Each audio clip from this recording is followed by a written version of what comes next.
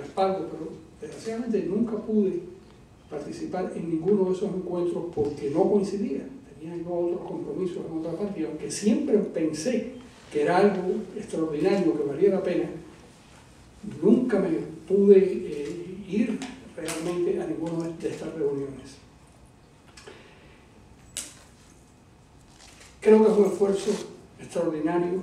Me alegro mucho que Jim Pancaracio esté con nosotros, porque es muy bueno que haya cubanólogos que no sean cubanos, personas que se especialicen en nuestro manicomio,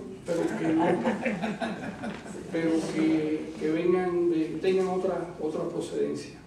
Yo me acuerdo que tuve amistad con Seymour Menton, que fue un crítico importante, que también tiene una parte de sus estudios sobre cuestiones cubanas, y que dejó grandes cosas, especialmente sobre la narrativa.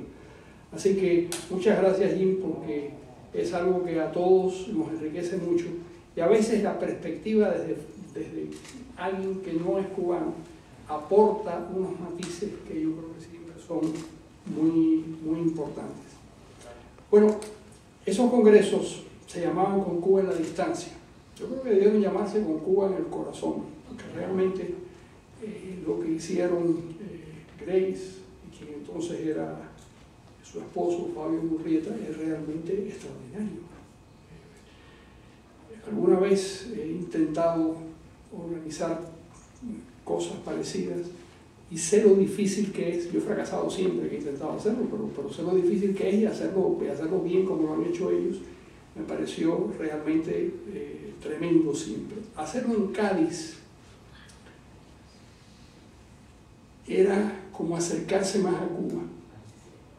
Esa famosa habanera de Cádiz, que es una letra de Antonio Burgos, que es un periodista de ABC, que cantaba Carlos Cano, donde dice una cosa discutible, pero muy deliciosa, ¿no? Que Cádiz es La Habana con más negritos y La Habana es Cádiz con más, al revés. Fíjense que Cádiz es La Habana con más salero, La Habana es Cádiz con más negrito. Tengo mis dudas de que sea así, pero lo que sí sé es que son dos ciudades perfectamente emparentadas, ¿vale? Cuando uno recorre Cádiz, encuentra que hay un parentesco muy grande. Lo mismo ocurre con Canarias, lo mismo ocurre con algunas regiones de Sevilla. Y luego Valencia, que, bueno, esa cosa de asomarse al mar, y también toda España está, Cuba es, desde muchos puntos de vista, es otra provincia española. O sea que no debemos sorprendernos cuando recorremos ciertas zonas de Barcelona y nos parece que se parecen al Vedado, o cuando recorremos ciertas partes de La Habana Vieja. Cuba es eso. Así que hacerlo en Cádiz y hacerlo luego en Valencia fue una cosa realmente muy interesante. Yo quiero decir algunas cosas sobre estas dos señoras que me acompañan. En cámara, le pedí yo en un momento dado que nos ayudara a hacer una antología del pensamiento liberal. Hizo mucho más que ayudarnos. Buscó toda la información. Sin su trabajo eso no hubiera sido posible, y creo que hizo un aporte interesante a lo que fue, es decir, a un recorrido posible por el pensamiento liberal cubano, que es muy rico y que arraiga desde finales del 18, se puede hablar de los protoliberales hasta todo el siglo XIX, incluso el siglo XX. Así que yo creo que nunca te había dado las gracias públicamente, y aprovecho esta oportunidad para hacerlo, porque si tú no hubieras puesto tu mano en ese libro, nunca hubiera salido. Y es un libro interesante para la bibliografía cubana. En cuanto a Grace, es una editora formidable que hizo de la revista de la Fundación Hispano-Cubana una excelente revista, que tuvo un enorme peso en su trabajo en esa fundación española-cubana, y que ahora, como editora, sigue con Cuba en su corazón y va a sacar adelante, yo no sé cómo, pero va a sacar adelante esa colección de estudios cubanos con lo difícil que es hacer eso. Yo publiqué libros sobre Cuba durante muchos años y sé lo cuesta arriba que es ese trabajo, porque no hay mucho interés en leer sobre temas cubanos. Yo recuerdo la Feria del Libro, que pasaban 1 millón de personas frente a los kioscos y nosotros teníamos una editorial que se dedicaba a estudios de lengua y literatura, pero había de formación, porque todos éramos cubanos los que hacíamos, los que teníamos esa editorial, teníamos una colección cubana. Y era tremendo porque pasaba 1 millón de personas literalmente frente al kiosco y compraban libros de ortografía o de gramática o de cualquiera de las disciplinas que nosotros editábamos. Los libros cubanos los miraban, los hojeaban y los soltaban como si quemaran, una cosa. Era como si leer sobre el tema, estaban dispuestos a hablar sobre el tema, pero a comprar libros cubanos, eso ya es complicado. El único que ha logrado hacer eso es mi amigo Manolo Zapata, que es un genio del mundo editorial. Pero yo estoy seguro que Grace va a tener, porque tiene el talento como gran editora, con un ojo crítico y además mucha práctica, va a ser una extraordinaria colección. Bueno, yo voy a hacer una reflexión final, porque hay una frase que repetimos mucho en el exilio, que yo no sé si es nuestro deseo, si es nuestra voluntad o si es verdad. He tenido a veces dudas, a veces la certeza de que sí es cierto. Y es que hay una sola Cuba escindida en 2 vertientes.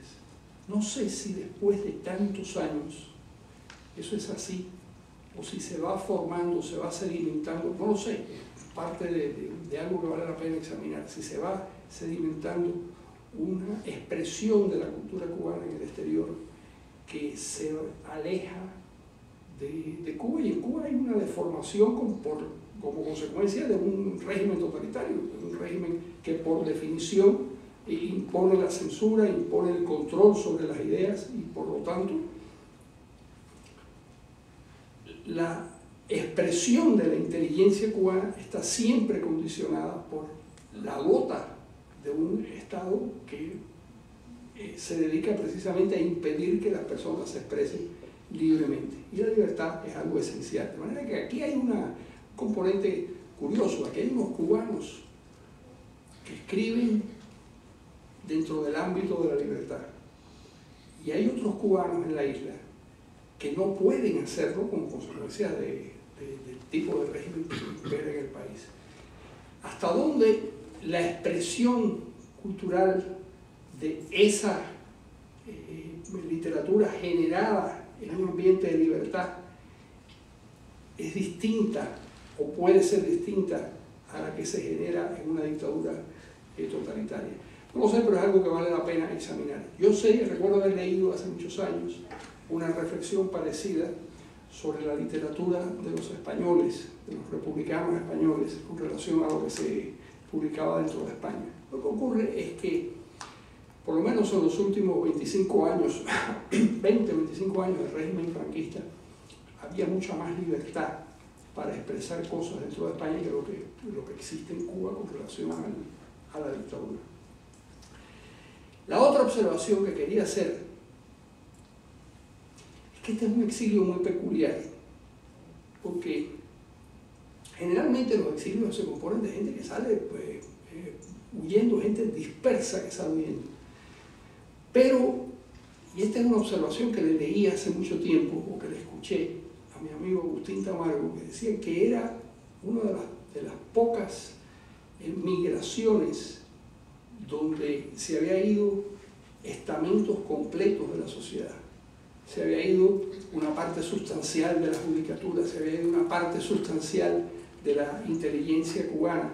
Y eso ha seguido siendo así. Hubo un momento, al principio, en los años de la década de los 60, llegó a haber 3.000 profesores cubanos en las universidades norteamericanas. Que eso era realmente, la mayor parte se llama lengua y literatura, porque era en lo que se podía especializar pero los había también en las facultades de medicina, los había en las facultades de derecho, en fin, era una expresión muy notable de la cultura cubana. Luego, hace poco me recuerdo que Roberto González Echeverría, el presidente Obama, le dio la medalla de la presidencia, una medalla muy importante, una distinción importantísima. Y recordaba, leyéndolo, que también lo hubiera merecido el cubano que ha hecho la obra más importante, a mi juicio, de la historia, de la bibliografía cubana que se hizo en el exilio, que es Cuba, Economía y Sociedad, escrito y publicado por Levín Marrero. Son 15 volúmenes, es una cosa realmente prodigiosa